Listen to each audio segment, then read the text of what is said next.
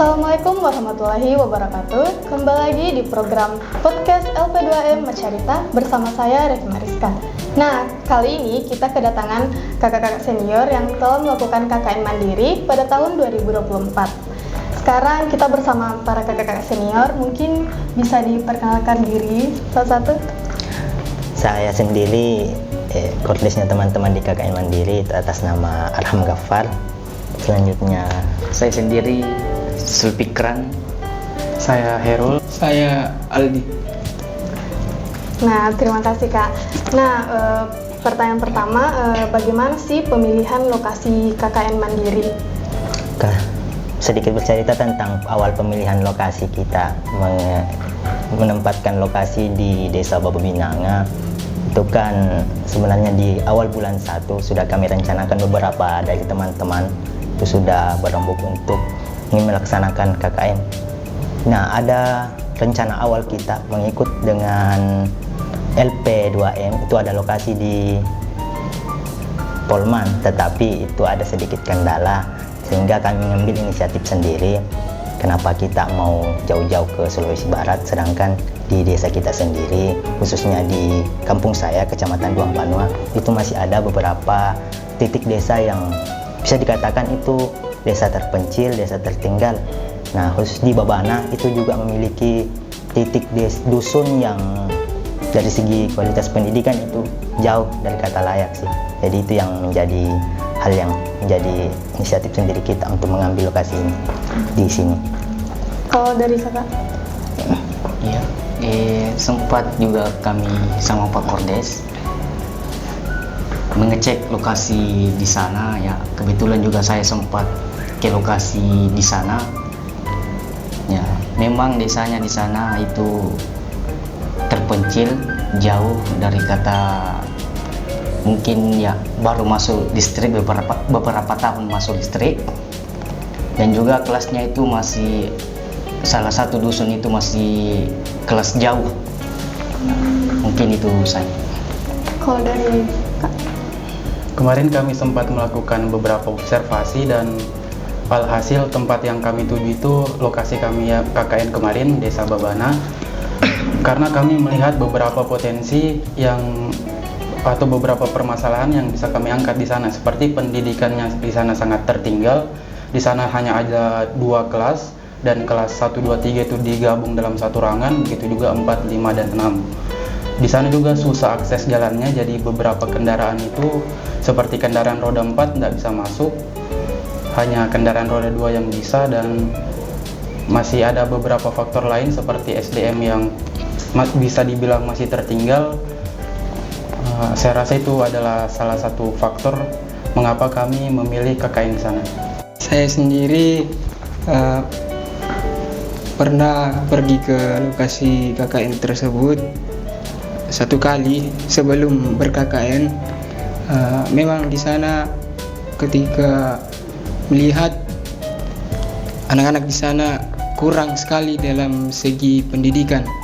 Jadi sama tadi yang disebutkan oleh teman saya, bisa dibilang kelas jauh. Namun ada hal yang sangat saya sukai dari anak-anak di sana, karena semangat belajarnya itu sangat tinggi. Terima kasih.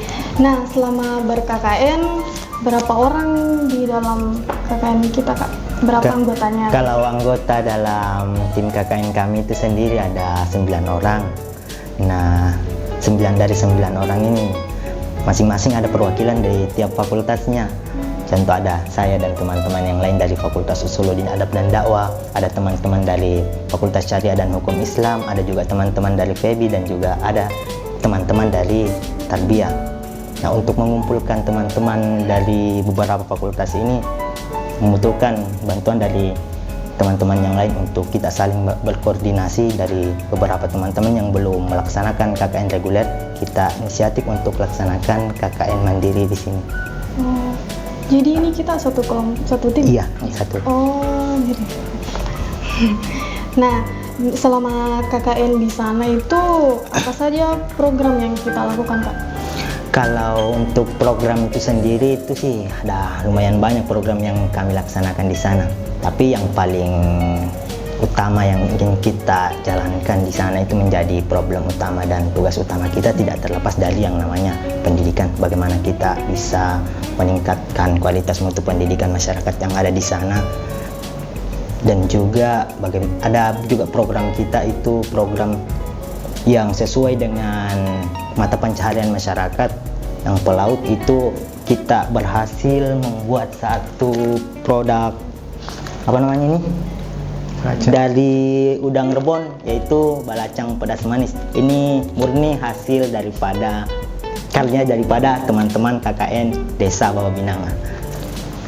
Nah, untuk beberapa program lainnya sih itu menyesuaikan dengan program-program KKN pada umumnya. Contohnya sosialisasi kepada masyarakat, pembinaan keagamaan juga ada, penyuluhan tentang tambak juga ada, dan yang paling besar sih perlombaan untuk cabang perlombaan khusus di olahraga voli, dan juga kami laksanakan kegiatan festival anak soleh untuk menunjang kompetensi anak-anak di bidang ilmu keagamaan pastinya.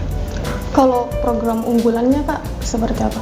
Salah satu program unggulan kami juga itu ada program pelatihan sumber daya alam. Ya, kan kita lihat di sana itu mayoritas penduduk di sana itu penambak.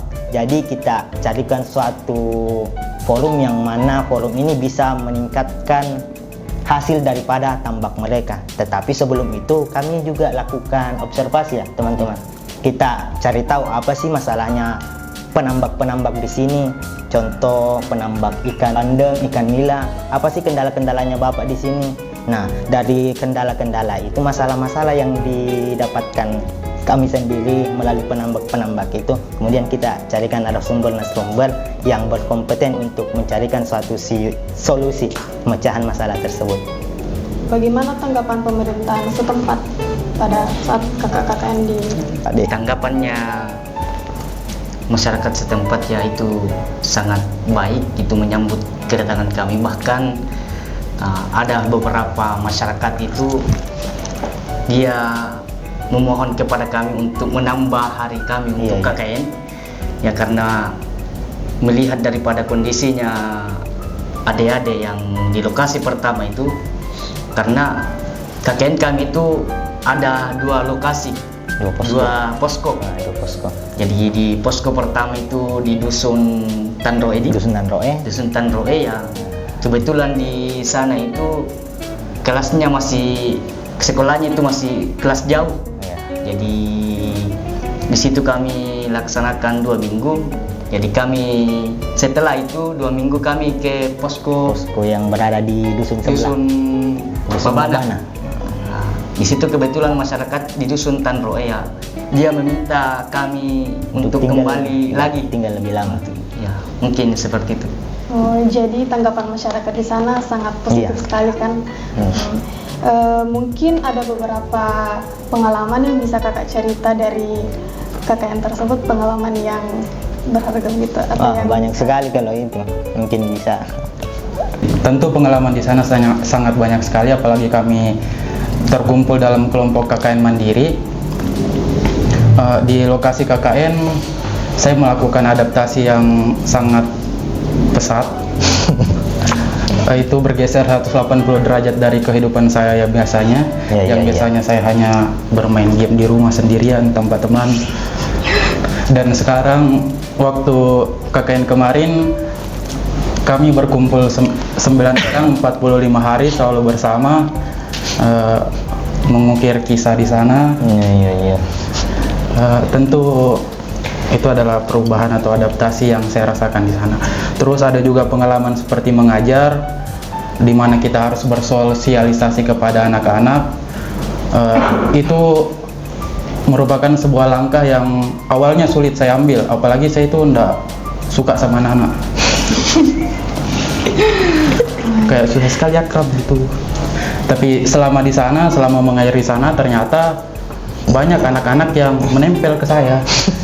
Yang awal mulanya sebelum kita meninggalkan Desa Tanroe itu.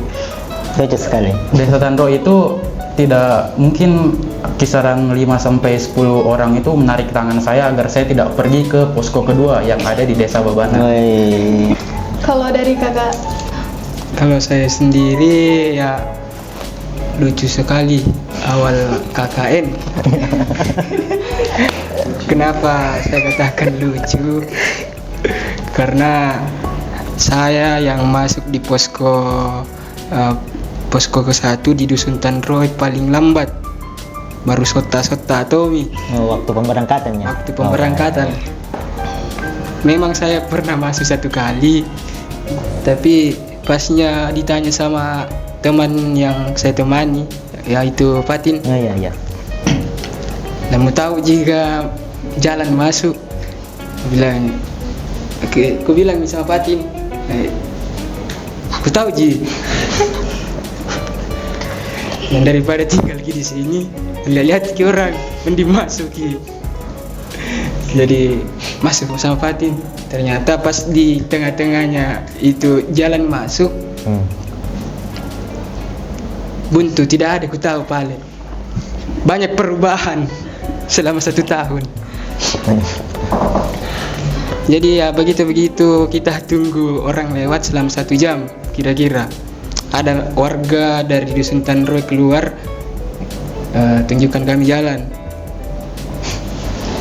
Pasnya sudah itu maju sedikit, dilupa lagi arahnya gimana lagi Ji ini. Sampai ditunggu semua teman-teman datang, baru sampai di posko. Dan begitu. Kalau sebenarnya kalau kisah seru sekali, tidak ada habisnya. mungkin kalau dari Kak Oh, ini banyak sekali nih. Oke, ya.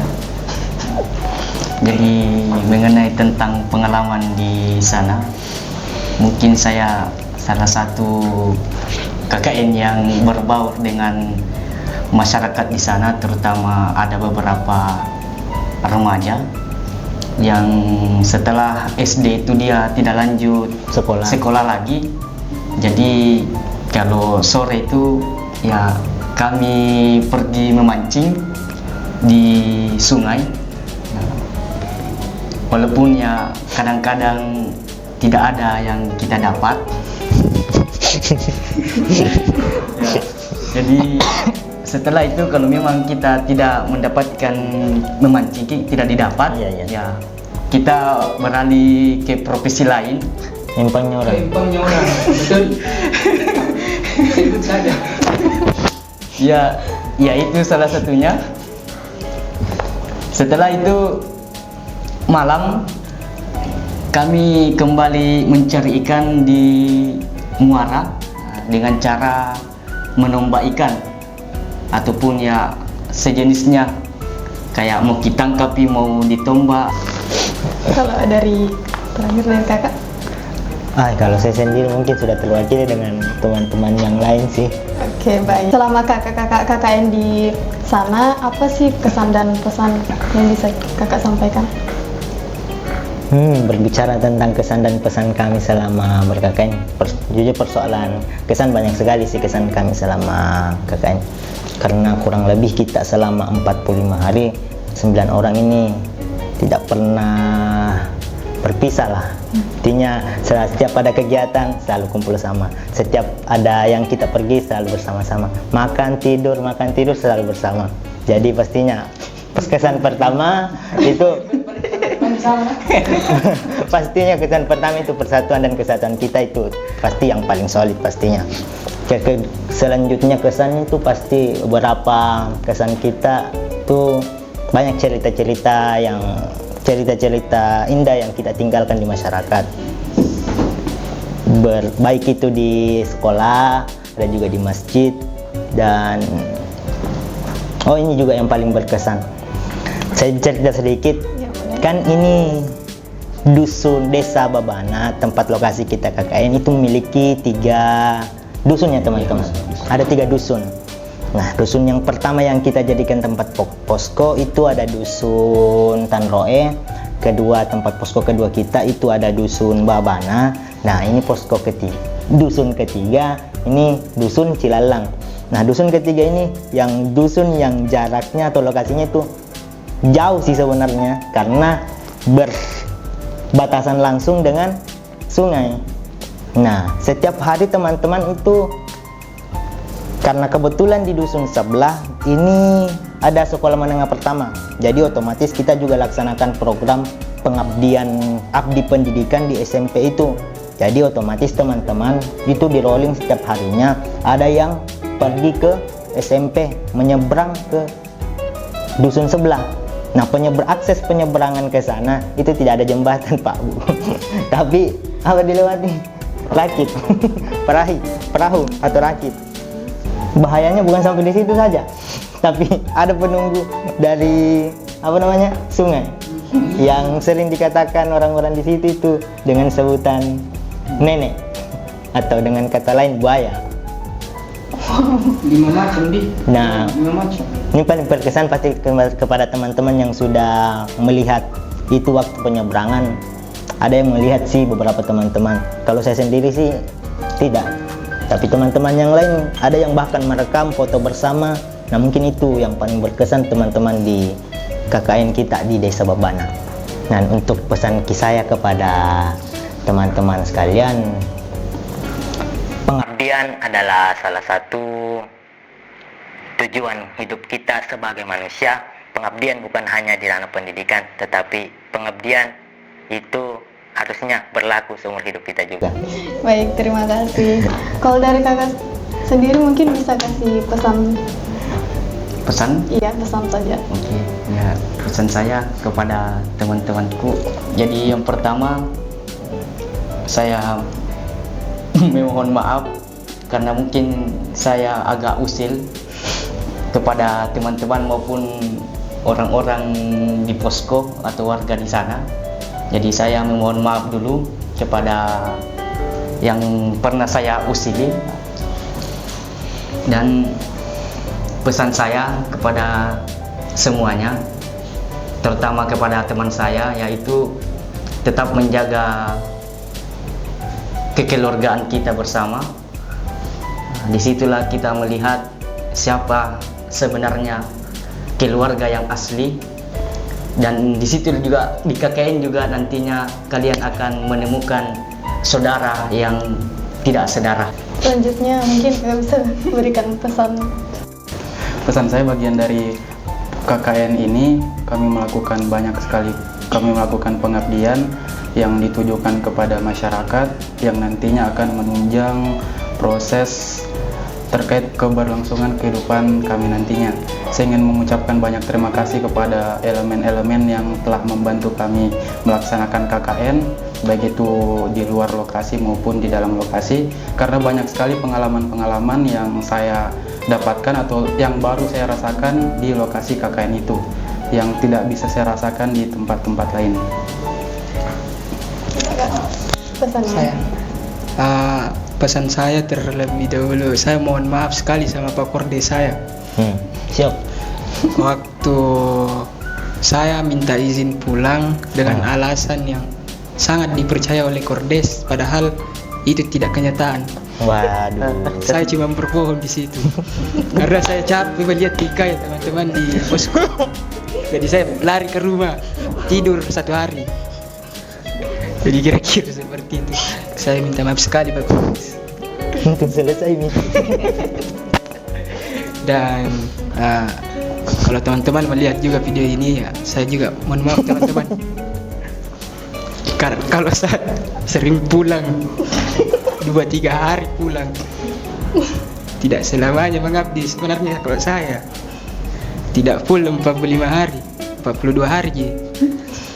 Mungkin begitu sih kalau saya. Mungkin kakak bisa berikan ucapan terima kasih kepada LP2M dan institut. Oh iya, pastinya sih kami ucapkan terima kasih banyak kepada LP2M telah memfasilitasi kami, terkhusus kepada Pak Ketua LP2M dan Kak Mus Mulyadi yang banyak membantu kami dalam program KKN Mandiri ini, karena jujur tanpa fasilitas daripada LP2M itu sendiri mungkin kita tidak bisa melaksanakan KKN Mandiri ini. Pastinya kami harus menunggu KKN reguler yang harus ditunggu 2-3 bulan ke depannya. Jadi saya mewakili teman-teman dari Posko KKN Babana mengucapkan terima kasih banyak yang sebesar-besarnya kepada seluruh pihak yang terlibat dalam menyukseskan kegiatan KKN kami ini. Baik, terima kasih. Itulah tadi podcast LP2M Mencarita. Saya Revi Mariska dan kru yang bertugas pamit undur diri. Wassalamualaikum warahmatullahi wabarakatuh.